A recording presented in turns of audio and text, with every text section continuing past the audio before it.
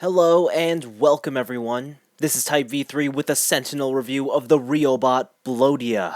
Specifically, this variant armor is the pre-mass production type, hailing from Capcom's obscure 2D fighting game franchise, Cyberbots.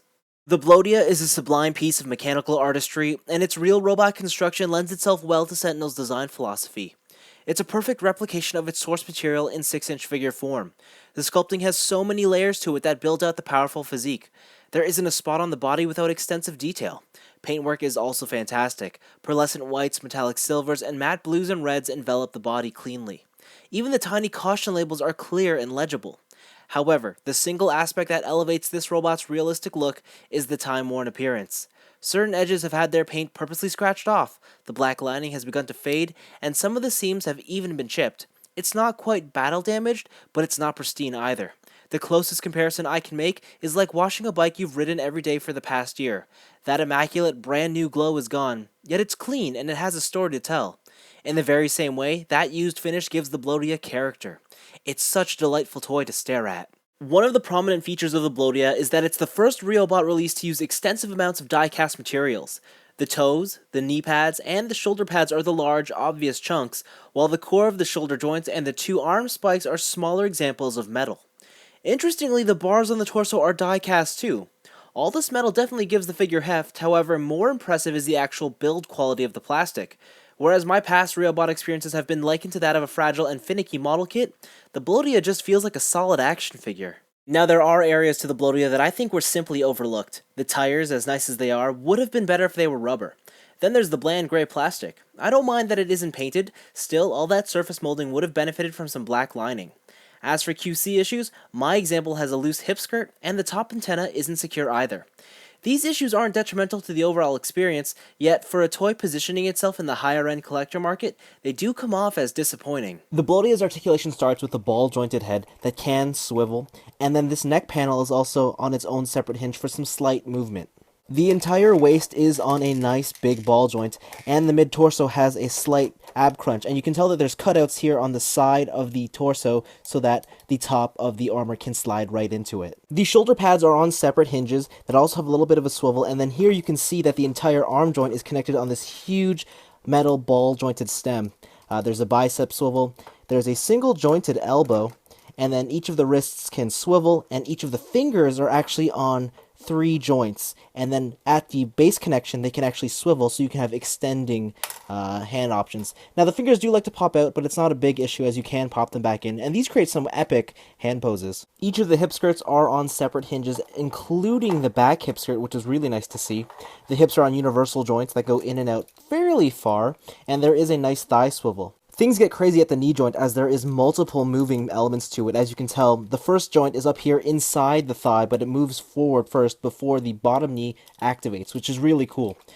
The ankle armor at the front is a single hinge, and in terms of ankle tilts, this guy can really abuse hardcore ankle tilts. Check all that exposed detail that comes out. You can also expect that this toe joint comes up, and the way that this bottom section is molded, there's included detailed tread at the bottom. And this little tire here can actually move in and out to pivot for some more balancing and stable poses. Finally, these fuel tanks are actually each on small little ball joints. However, they are just the tightest things in the world to move. And I have seen reports of these actually breaking right at the stem, and to be honest, I can see why. So for that reason, I'm not going to try and attempt to move these, but if you want to, yes, the option is there. Despite all the moving parts, I wouldn't exactly call the Blodia the most articulated toy I've ever played with. It can still hit many tricky poses though. Instead, Sentinel have implemented maximum articulation with the limitation of lifelike functionality, and to me, that's an equally respectable goal. As for accessories, the Blodia doesn't come with a whole lot. First up are the extra pair of fists, and honestly, these are useless. Their sculpting is slightly more condensed than the posable hands, and that's it. A bit of a wasted accessory slot. Next up is the RIOBOT stand. It's well designed, comes with a modular arm and C-clips to attach other stands. You can't securely attach the arm to the Blodia, and due to the figure's weight, aerial displays are near impossible. Supporting poses are the most effective use. The stand's real purpose, though, is for the included Assault satellite accessory. There's a good amount of detail here, and it can easily peg onto the display stand to accompany the Blodia.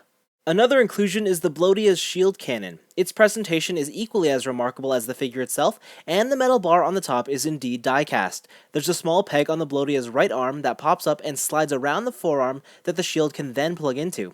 Because of this connection, the shield can also swivel. As for other features, the left arm of the Blodia has an extending gimmick. On top of that, the spikes can extend out further. It's neat. The Blodia's final trick is the ability to be displayed in either Player 1 or Player 2 configurations. All you have to do is pull out the shoulders, rotate the arms, swap the fists, and slide the shield across to the other side. It's an awesome way to create the mirrored arrangement. My past experience with Sentinel products, and more specifically their RIOBOT line, hasn't been quite as extensive as I would have liked. Still, I had confident presumptions about what the Blodia was bringing to the table. I fully expected unparalleled engineering coupled with model kit-like fragility. And you know what? I only got half that. Along with the exceptional engineering came the solid build quality of a full-featured action figure. It's one of the things that needed to happen to complement Sentinel's complex design philosophy, and that's exactly what it does here. More surprisingly, this isn't a result of adding die-cast parts to the figure. In fact, the metal content is merely a nice bonus that's on top of an already robust plastic condition. The Blodia delivers upon the potential set by earlier RIOBOT releases. And so, it pains me to admit that in spite of all this praise, I can't recommend this release at the full $100. It simply doesn't offer enough to justify the high cost. Add to that, my example had some niggling QC issues, which were only exemplified on a piece this expensive. Die-hard Cyberbot fans may be able to swallow the huge price tag, but I recommend casual fans to hunt down a discounted offer. Beyond that, there's not much else to say on Sentinel's RIOBOT Blodia. It's a great figure and one of the most exciting robot releases in recent years. Does it rank up there with some of the very best toys ever produced? No. Nevertheless, it is, as near as makes no difference, a perfect replication of the character in physical plastic form. But that's all for me, and thanks for watching. Though I may not care at all for Cyberbots, I respect that Sentinel are tackling these smaller licenses. And if by the off chance the Sentinel team are watching this video, here's my personal recommendation for which RIOBOT entry I'd love to see next. Escaflowne. Make it happen.